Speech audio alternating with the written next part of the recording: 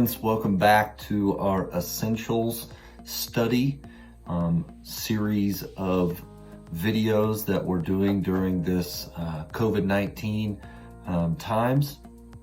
And today it is my task or privilege to talk to you about an essential in the God category of fasting.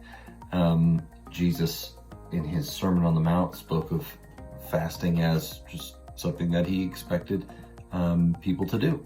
It was just like prayer, fasting, and giving. He listed these things as just like, yeah, they're going to happen, you know. And then he said how you do them is important, that they're not for a show, that they're actually for him, that they're a discipline that activates some relational stuff with God. And so that's why fasting for us is in the God category.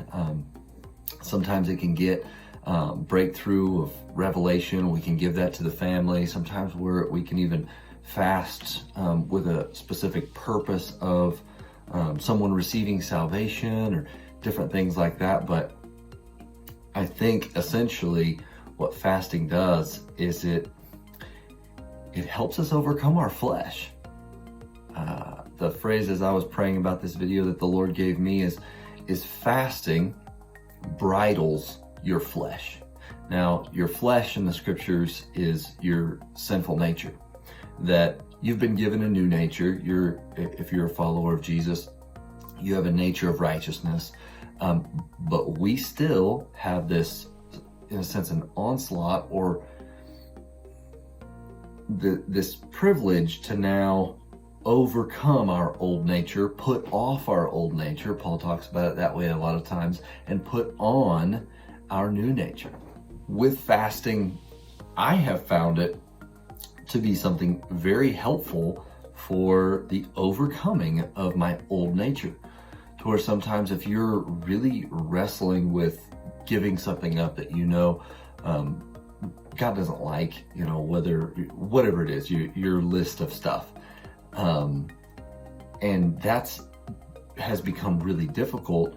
I think what I have found is, well, have you fasted from food? Because food we feel like it's an essential, but Jesus, before his ministry started, he went 40 days without food. Okay, so he was baptized, and immediately the Spirit of God, go read it, took him into the wilderness where he fasted for 40 days and was tempted during that fast. And so it was like this finishing off of any power that the flesh had to influence Jesus, and only by the Spirit of God was he going to be able to accomplish what he was meant to accomplish. So fasting, I think, is just this great tool that and I would encourage everybody to do it on like the regular, like something weekly, something monthly, something annually, that is just part of your rhythm with the Lord. Excuse me, got a little something in my throat. My favorite coffee cup, my Grand Canyon coffee cup.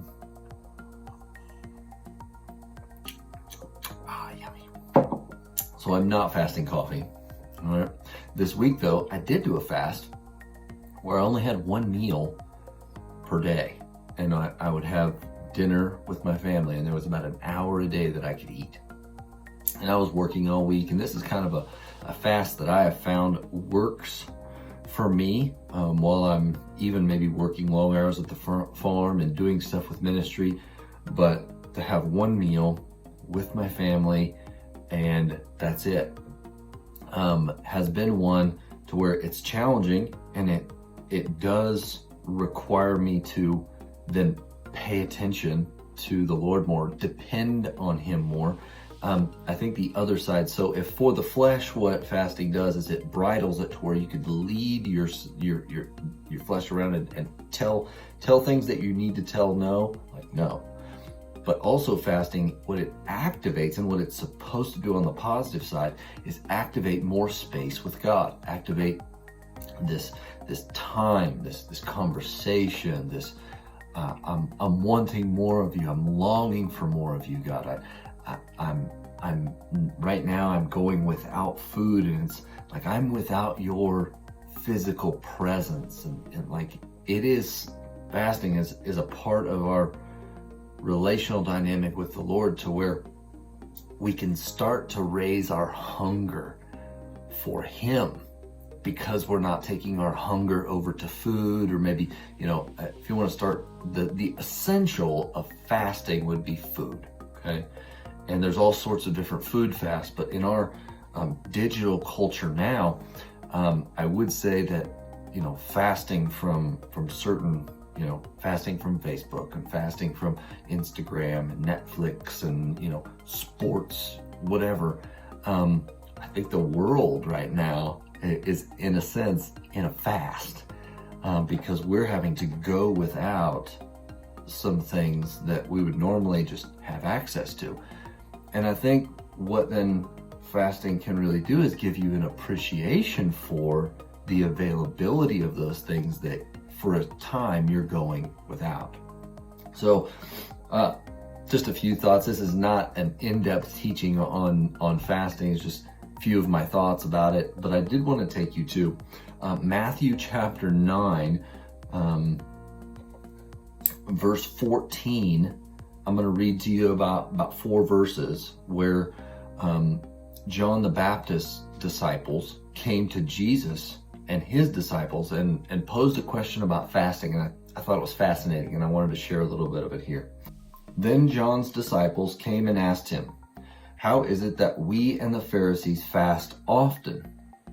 Not a good thing to compare yourself with the Pharisees. "But your disciples do not fast." So Jesus' disciples weren't fasting. We're asking them a question like, what's the deal here? This is a part of our religious world. And Jesus answered, "How can the guests of the bridegroom mourn while he is with them?" Interesting way he puts that. "The time will come when the bridegroom will be taken from them, and then they will fast." Okay. So Jesus introduces this term and connects fasting and the bridegroom. So a bridegroom revelation about we are, as followers of Jesus, the bride of Christ. Like that he wasn't dying just for an idea. He wasn't going to the cross just for the idea of salvation, but he was dying for the bride, his church, okay? All who would believe in him. And he really takes that seriously.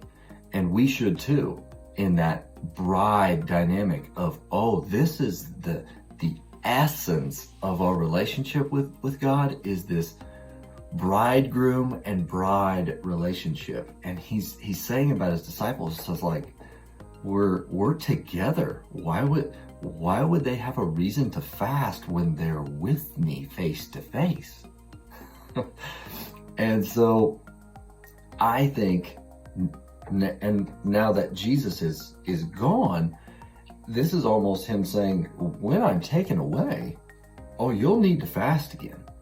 You'll need to mourn and get to a realization that things are not all the way what they're supposed to be.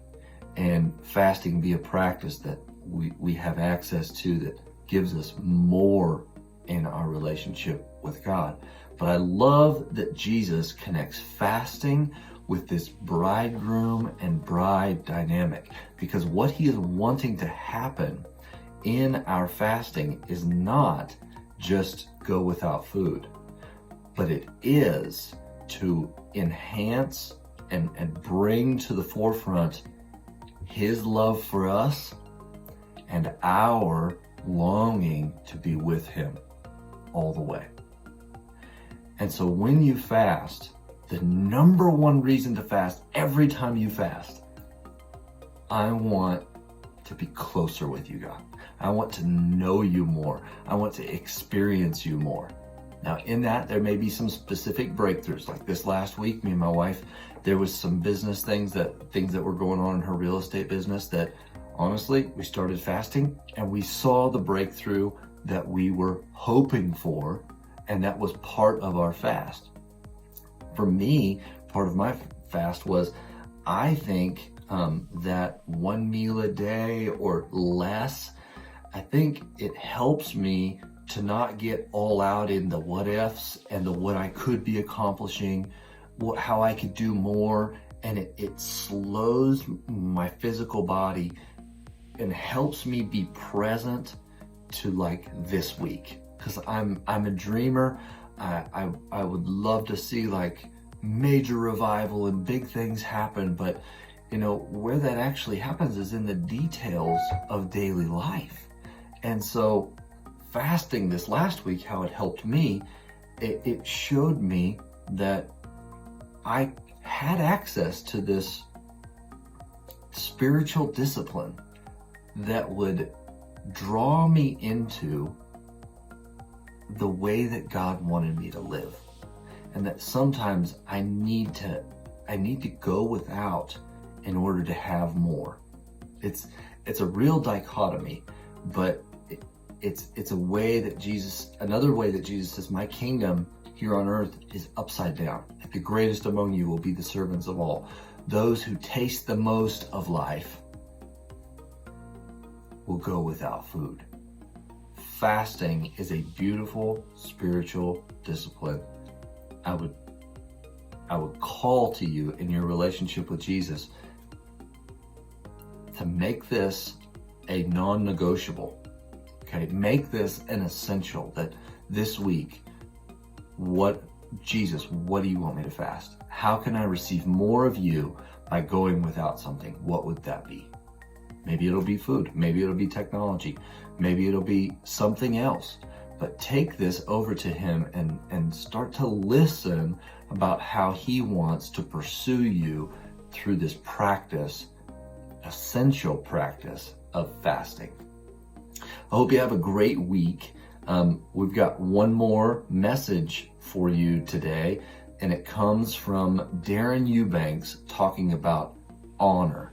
So developing a culture of honor is something that is very high on our priority list as a believing, faith-filled community. And so he's going to take a few minutes and talk to you about honor. Hope you have a blessed week. Hope you pick a fast and you go for it and you find more relationship with the Lord in it. Have a blessed week.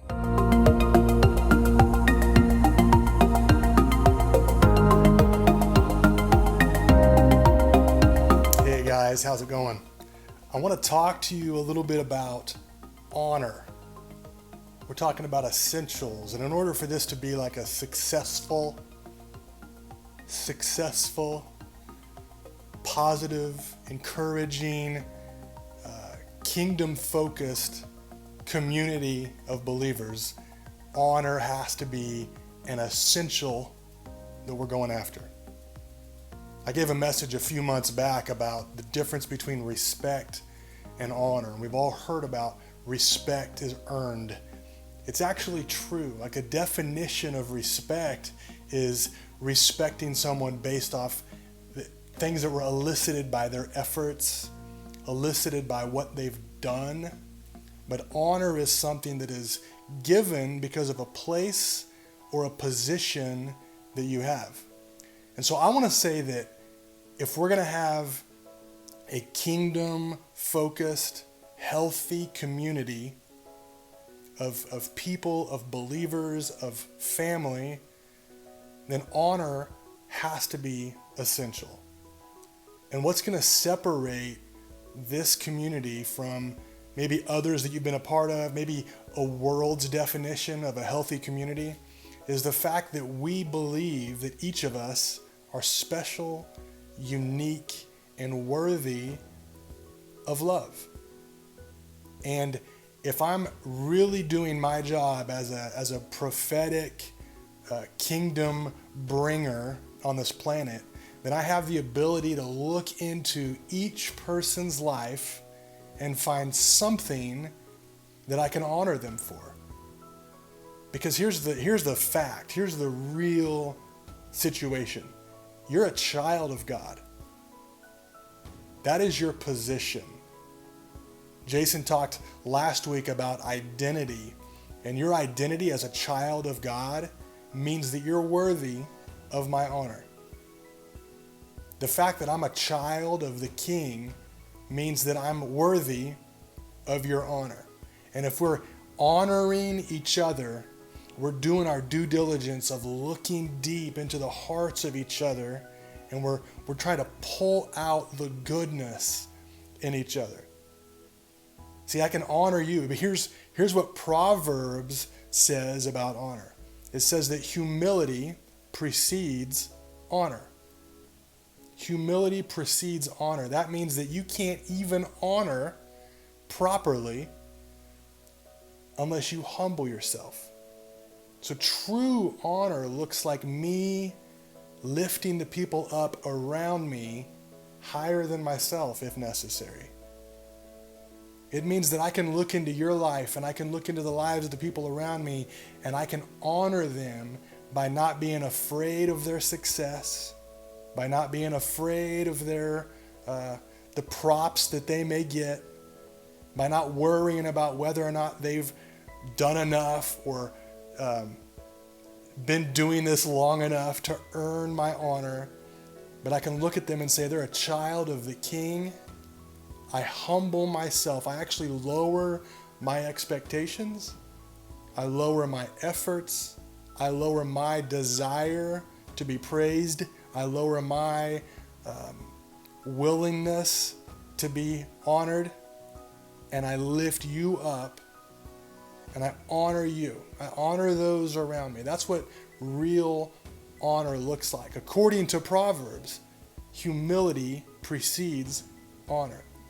So here's the deal. If we want to have a culture of honor, a thriving culture of honor, we have to have people that are willing to lift others above themselves. They're willing to go lower. Because what does the Bible say about humility? It says if you humble yourself, he will lift you up. If you're looking to be lifted up, we're going to miss out on this culture of honor thing. We have to have a desire to lift others up, honoring the goodness, honoring the Jesus in each other, honoring the kingdom fruit in each other. And that's what it looks like. That's what a culture of honor, a healthy culture of honor looks like. The Bible's also very clear about us honoring our leaders, honoring those people that are in the positions deserving of honor. Many times we can get hung up on, the political spirit that wants us to come, and the political spirit comes and divides. It splits a nation into parts. Right? But the one unifying factor, according to Scripture, when it comes to leadership and honoring them, is that we're called to honor our leaders. What does that mean? It means I'm humbling my agenda, I'm lowering my agenda, I'm lowering my expectations, and I'm honoring those that have been put in positions. That doesn't mean be a doormat. That doesn't mean allow the government, allow leadership to come and take away your freedoms or take away your rights. It just means that I'm recognizing the leadership in my lives. I'm recognizing the leadership that God has appointed over me, and I'm honoring them. That's a healthy culture of honor. It is. Not all of us can directly see the honor when it comes to president, when it comes to, big political things. So within the church community, within the church family, what we can focus on is honoring each other. Let's not bring division. Let's not hurl insults. Let's not look for the negatives in each other. Let's look for the positives. Let's be astute to the things that need to be brought into alignment in the kingdom. We actually we've been granted authority to bring all things into alignment the same way Jesus did. The Bible says that Jesus came to restore all things, right? It says that God restored all things and brought all things unto himself through Jesus. So we have been given that same ministry of reconciliation. Jesus left that ministry to us.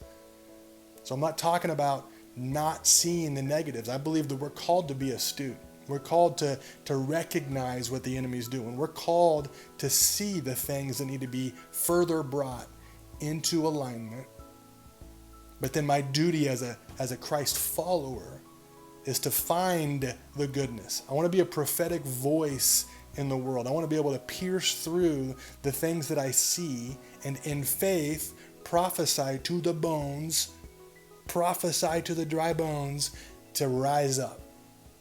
And so I can do that in the people in my life. I can do that into my direct circle of influence. I can do that to the people that I come into contact with. I can honor them and I can love them. And that's what we're talking about when we talk about honor. We all want to be a part of a solid culture of honor, not only where you feel freedom to honor the leadership, but where you feel freedom to receive honor. Not all of us are used to that. Not everybody is used to receiving healthy honor. It actually takes some humility to be able to receive honor as well. So a good cultivating community of honor looks like everybody being willing to honor. Everybody being willing to lower themselves and to raise others up around them. You see, there's a comparison spirit as well that wants us to compare ourselves to each other.